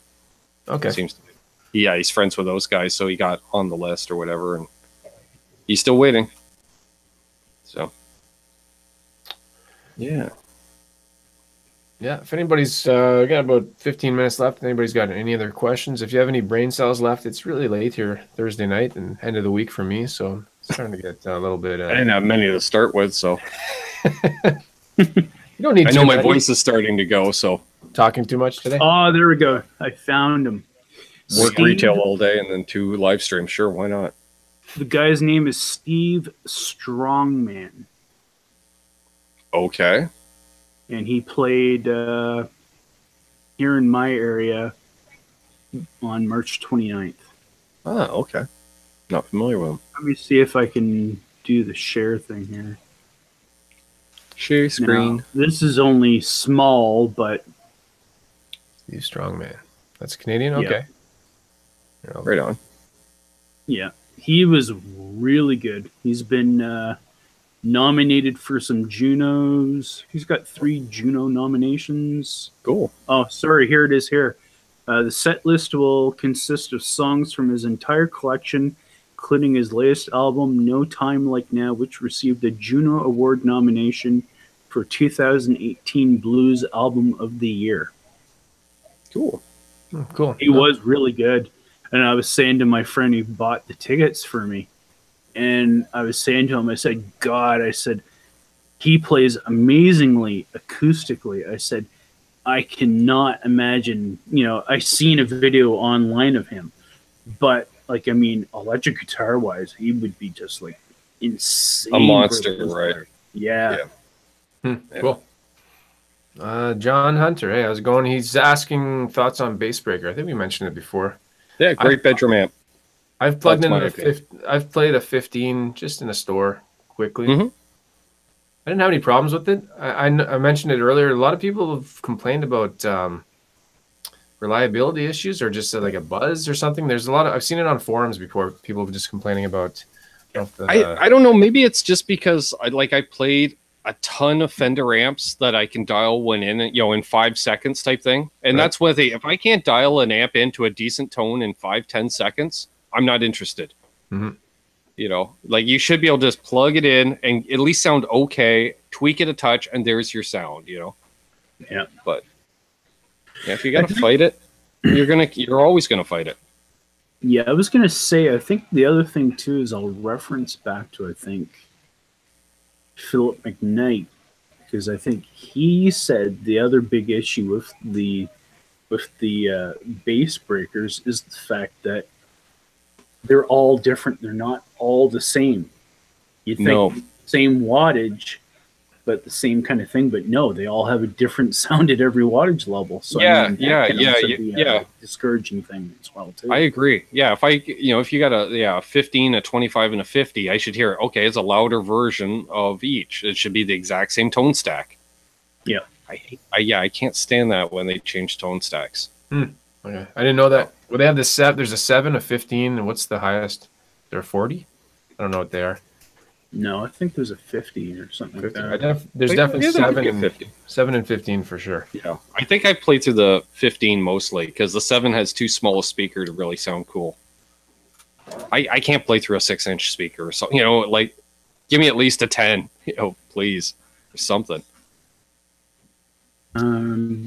Bass breakers. No. Well, I thought I was going to send me to that page. Then again, I'm the jerk that asks for the private room when testing an amp because I insist on playing it at stage volume. Oh yeah, and it's amazing how many times you get blowback from a clerk about that.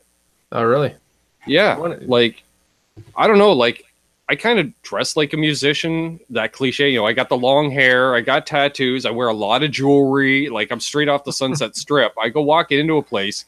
Usually, most people are like, okay, that guy plays. And I was like, I wanted to play an amp at stage volume, and they told me no at Along and McQuaid. So I said, okay, well, lost sale. And I walked at the door, and my bass player had the same problem. He went into a music store to try out an Ampeg amp, and the owner said, "No, I will play through it, and you can hear what it sounds like." No. Yeah, and he went, that was a mom and pop in Belleville here. Ironically enough, that one, it was that store was in business 30, 40 years, changed ownership, ran into the ground in a couple of years, and then they hired the guy who ran that store into the ground as the manager along McQuaid when they opened here. Jeez. Basically, bass breakers, there's a 45, 18, 30, 15, and a 7. Oh, really? Okay, I thought there was just 3. Yeah, Shane's agreeing with you. Yeah, I agree with you too. You want to, if you're going to be playing that thing live, you want to hear what it sounds like, right? Yeah. You don't want to. You don't want to dial it in a tiny little bit of sound, and then you get home and it's not what you expected. Nope. But they don't care. Yep. Yeah, same as I've gone into stores to test pedals, and I'll bring my pedal board in because I got to hear how it interacts with the other pedals around it. And again, I get a couple people chuckle, and then it's usually one of the managers go over, "No, this guy is legit. Give him what he wants, help him out, what have you." And then they're pretty good. Right. Especially if you have to drive like an hour away to like do something, like for them to say no, it's like, well, it's very inconvenient and rude. Yep. Yeah, and I usually, if they really tick me off, I will announce what store I'm heading to next in loud enough volume that at least 3 people in that store are going to hear where I'm traveling to next. It may not even be my buddy shop. If I'm in Kingston, there's a handful of shops there. I'll be like, I'm going to, and then, drop name of local music store. It's like, I'm sorry, you slag me, I'm going to slag you back. Karma. Yep. But then again, I kind of miss the days of, when I was real young, you go into a music store and you got that attitude from the guy behind the counter, who's usually chain smoking behind the counter. Don't even touch that guitar, kid, until you learn how to play. You're like, all right, but then again, the clerks in those stores, all of them were gigging musicians, so he could come up. The guy was like, dude, I've been playing this amp for 4 months on stage. I'm in a classic rock cover band. It works awesome. And I'd be, oh, right, rock on. So I can get that AC/DC tone. Oh, yeah, man, I can hook you up. And you trusted those guys because they had the ripped jeans and the long hair and smelled of yesterday's beer. And, They weren't just a sales guy in a tie and suit, right? Like at certain stores. Yeah, exactly. Right, we got about 10 minutes here, and we'll wrap things up for tonight. We got questions there. Bumble best thing, I don't get my amp passed. Half of one. Okay, yeah. Jeez. Yeah, I might do that. All depends where you live, right? Like when I first started playing, I was in an apartment and I couldn't even use my amp. Like I didn't even have, my playing was all done in practices and live. Well, actually, most of my playing was done live. Yeah, like same with that. That's the way I was. What I was telling you, like when I was ramping up with a band a few years ago, we did 3-hour practices twice a week for 2 months to ramp me up because I didn't play at home. And it's like, okay, I'm playing 100-watt half stack. I can't play that at home. And not to mention, like my parents don't want to hear Godsmack. My dad's like, that's noise. Because again, he played a Telecaster through a Fender Twin at stage volume. The man was clear as day. He's like, I don't understand why you have all that gain. I don't understand why you have these effects. You're a sound effect machine. You're not a musician. Play some damn Stompin' Tom. Why do you have 12 pedals in the pedal board and you're the rhythm player? Yeah. Color. I like that color. Marsman is saying you'll get to play volume at Sweetwater Gear Fest. They encourage it. I'll do it. Yeah, that's cool. They understand that, right? They're trying to. Yeah, and there's a jam session on the Friday night at one of the hotels. I think it's the hotel that Mitch Gallagher gigs at, like on a weekly or bi-weekly basis. And I got a buddy staying at that hotel, so I heard there's a jam session there that night. So I'm going to pop down and see what's happening. I don't know what I'm taking for a guitar yet because actually I think it was Shane mentioned it.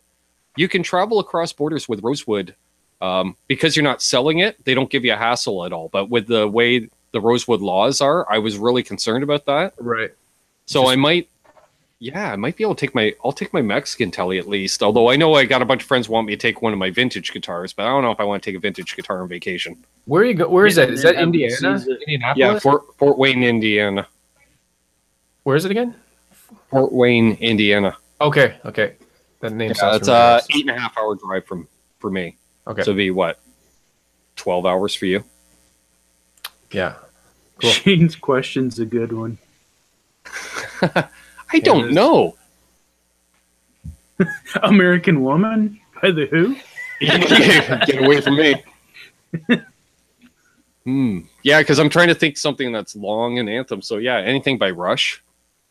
Yeah. I guess. Well, Tom Sawyer. Yeah, even though Tom Sawyer is one of my lesser faves of that band. But then I'm one of those guys, the bigger the song is as a hit, the less likely I am to like it. And it's not because I'm sick of hearing it on the radio. I just never liked it. I'm always about the B-sides. Oh, Marcel. I know what it is now. Kim Mitchell. That Go song for a by soda? Kim Mitchell. Yeah, Or I Am a Wild Party. I Am a Wild Party. Got the two, yeah. He's actually a really good guitarist. I know a lot of people laugh when they hear his name, but he's really good. Yeah, he was originally in Max Webster. Yeah, I was just gonna say check out some of their stuff. Yeah, back when he used to play in a unitard and a tutu. It was certainly a buddy of mine went to see Max Webster. They were opening for Rush, go figure, and they opened with the song "Toronto Tontos." If you guys are familiar with that song, he had never heard of the band before, and here's this guy comes out. You know, he's 100 pounds soaking wet in a pink unitard and tutu, playing the song "Toronto Tontos," which is the only way I can say it's a 70s version of something by Primus. It's that out there. Oh God! You know, and he's just like, "What the heck is this?" But then the rest of the set was amazing. So that's cool. Marcel's saying you can crank a Marshall MS2 in an apartment. That's those little. Oh, I'm just gonna call out those are micro stack piece of junk. Yeah. I had one. I had one of those in a video, and the volume knob fell off or something. It's funny. I have an orange that cuts out because my pickups are too hot. Oh, it actually cuts out. It won't even register. Yeah. That doesn't like high output. Is that a Crush 12? I don't know. I bought it at a pawn shop for $40. Yeah. They sell for like 100 new.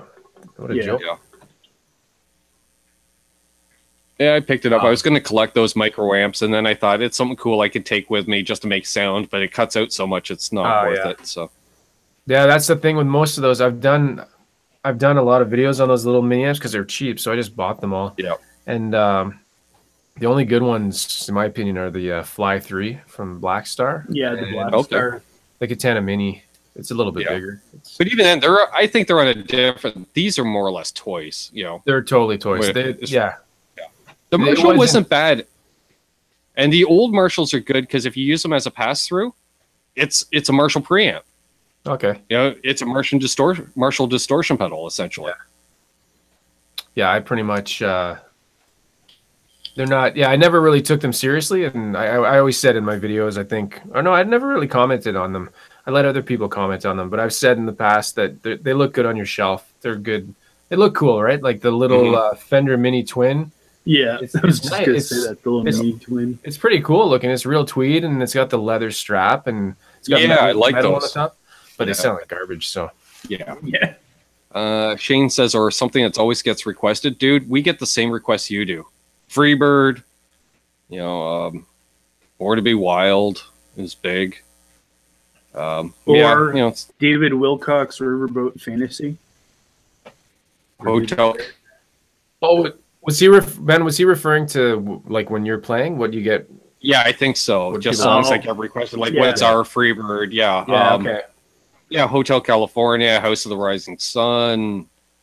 It's amazing how timeless those songs are. But then again, I realized when I play in a bar, it's rare to see anyone under the age of 50 because they're of that generation where you still go out to drink. Whereas nobody under it, you know, and nobody under 40 comes out. They might have one drink and then they head off to what I've heard of as the Oomsa Oomsa bar. You know them because you're 3 doors away and all you hear is Oomsa Oomsa Oomsa. You know. Oomsa. The Oomsa Oomsa bars. Marsman's saying you've got the Fly 3 and the Katana. Which one do you like more? Yeah. I thought they're pretty similar. The Katana has a 3-band EQ, so you can do a little bit. Found the Fly like 3. that. The Fly 3 has their it's called ISF, which is basically a tone knob. So they call it British or American. I found a little bit muddy, no matter what. We have both kinds of tone. Yeah. Smoke on the water. Smoke on the water. Yeah. Bon Jovi. Bon Jovi. Yeah. Yeah. Living Get some on a AC/DC prayer, yeah. requests. And it's always like Back in Black or Yeah. oh, you're good on guitar. Play Thunderstruck. I'm not playing Thunderstruck. Cool, yeah. Unless you buy the band around. Then I'll play Thunderstruck for a few seconds. Better right. make me hard as a rock.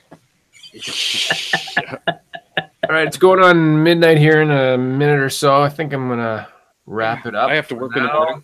Yeah, I gotta work. I gotta work tomorrow too. I will not be going live at lunch. Did that twice. That now. No, I was saying Lando. I think before we went on, I think I'm upwards of 10 hours live this week on various YouTube channels, so I'm good. Oh, wow, that's good though. It gets your a name little out over there. 3 hours tonight. Well, I did half hour yesterday. I did 4 hours on my birthday between my live stream and then Johnny Bean's. Did an hour plus with him on Sunday. Yeah, I've done a lot. It's Cool. just a blur. All right, thanks a lot, guys, for joining in. Thanks for having me, man. Thanks for having me. For sure. I'll always send the The invite. Canadian connection. Yeah. Hey, no worries, Shane. Yeah. I was gonna say it was it's all Canadian, well. so Get well, Shane. that's cool. Yeah. And congrats on the 90,000 subs. I saw that post earlier. That's right. 90K. Congrats, brother. Congrats. 100K will fly by. Yeah. It'll come up quick. Yep. I'm waiting to hit 250. Okay. That's awesome. No, just 250. That'd be Oh, nice. okay. That's Yeah. Canadian. That's Canadian though, right? So that's like Yeah. So an American will look at 200. There you go. All right.